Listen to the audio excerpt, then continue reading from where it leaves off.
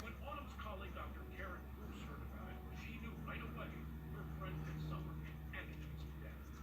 As a medical professional, I know about how lives like that waste.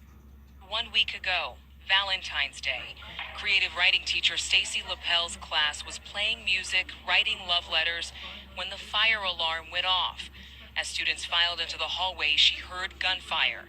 The killing had begun. I was about 2 feet away from my door. All of a sudden, I heard gunshots in the stairwell, which is about 20 feet away from my room. And then kids were screaming and then running back towards me and towards the end of the hallway. So I just went in this very strange autopilot mode where I pivoted on my feet. I unlocked my door, and then kids just started pouring in my room. I don't know how many kids were in there, but I was pulling them and getting them in and shouting at them to get in the room. And then I suddenly saw the shooter about 20 feet from me, standing at the end of the hallway, actively shooting down the hallway, just a barrage of bullets. And I'm staring at him thinking, why is the police here?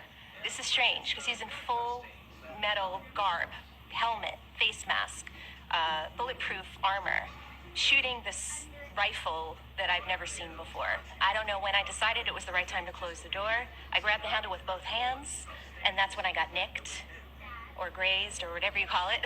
So a bullet hit your arm? Yes. As I'm closing my door, I'm shouting at my next door neighbor, Mr. Scott Beagle, to close his door.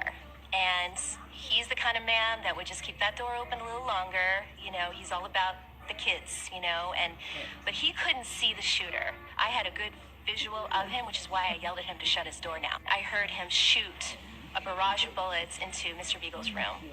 And then he came to my room and shot about 4 or 5 shots into my room, breaking the glass of my door. There's a rectangular piece of glass.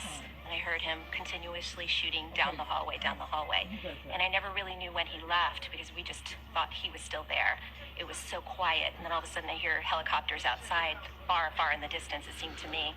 Police officers far, far in the distance. Kids were screaming in the hallway for help. We're trained not to let anybody in the room.